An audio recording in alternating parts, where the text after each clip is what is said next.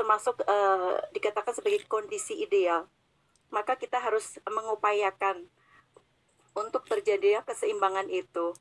Dan ini pun sesuai dengan ajaran Islam. Misalkan kita ketika ada berbaik dengan dengan Tuhan itu ke habluminallah, dan ke lingkungan itu habluminanas. Jadi hal-hal yang ada di alam, di lingkungan kita itu sama sekali tidak berlawanan dengan ilmu agama. Bahkan nilai-nilai lingkungan, nilai-nilai tradisi ini pun telah diadopsi secara nasional bahkan internasional. Termasuk kearifan lokal, budaya itu termasuk warisan yang adiluhung, sehingga tidak dapat kita nafikan keberadaannya. Kemudian adanya energi besar dari matahari ini juga termasuk harus kita manfaatkan. Dan energi yang terperangkap menjadi wujud atau wadah, seperti contohnya dalam tubuh kita atau hewan atau tumbuhan, ini pun juga sebuah sesuatu yang harus kita sadari. Karena ekspresi energi matahari yang terperangkap itu akan dapat berubah bentuk. Karena ada beberapa unsur dari alam itu berupa air, tanah, api, ataupun udara. Bahkan untuk merangkai dari unsur sunlight, unsur matahari itu, yang dapat mengubah unsur anorganik menjadi organik itu hanyalah tumbuhan. Maka dengan tumbuhan inilah dapat dikatakan sebagai jembatan emas kehidupan atau golden bridge of life. Nah, dari aliran energi itu, dari sinar matahari itu dapat menghasilkan unsur-unsur yang bermanfaat. Ini juga mayoritas dihasilkan dari unsur yang memiliki zat hijau daun, dan ini ada dalam tumbuhan. Kemudian pengorbanan dan kehidupan, kita dapat hidup seperti ini itu membutuhkan pengorbanan dari unsur lain. Kita makan itu dari tanaman, dari tumbuhan, juga dari hewan yang kita makan. Dan mereka itu mengorbankan dirinya untuk kehidupan kita. Sehingga dalam pengorbanan itu terjadi transfer dan transformasi energi. Kemudian kecintaan kita untuk memelihara tanaman ini yang terkadang belum ditumbuhkan.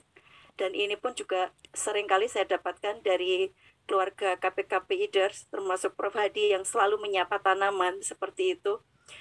Karena dengan menyapa tanaman akan ada ikatan batin, dan dari tanaman itu akan kembali berbakti kepada kita dengan memberikan buah, bunga, pemandangan, atau bahkan buah yang lebat dan sebagainya. Lalu bagaimana bila tidak terjadi, tidak ada tumbuhan? Jadi bumi ini akan rusak jika tidak ada tumbuhan. Dan ketika kita tidak menyayangi alam, contohnya, maka akan terjadi bencana banjir, longsor, dan sebagainya.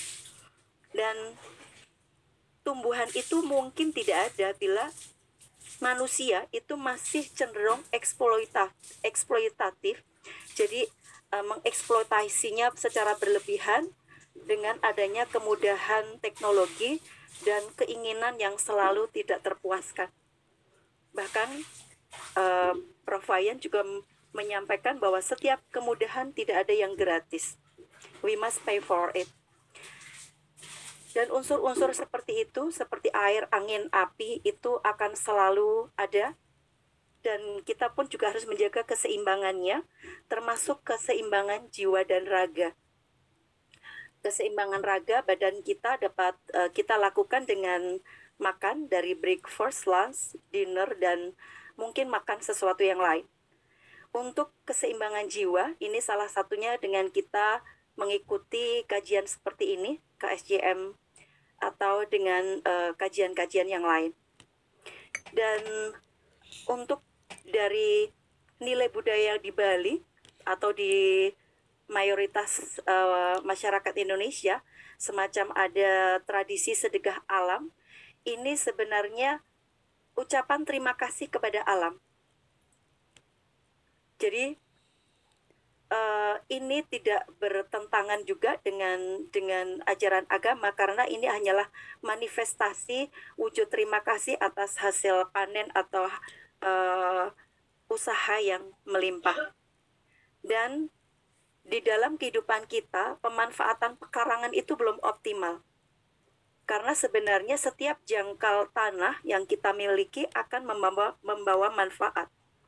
Dan terkadang kita itu menganggap tidak efektif karena dengan membeli sesuatu hasil yang kita tanam itu sebenarnya dengan harga murah.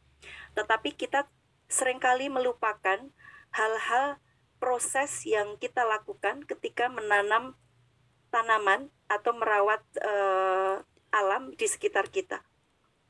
Jadi proses inilah yang terkadang kita masih lupakan. Dengan membawa kebahagiaan kecil itu sudah tidak ternilai dengan uang. Dan dalam kehidupan kita itu kita seringkali kehilangan rasa. Ini yang harus mungkin kita pupuk kembali, dimulai dari diri kita dan dari keluarga kita. Di Bali ini juga banyak sekali untuk tradisi yang mengagumi alam, dan ini bukan menuhankan. Seperti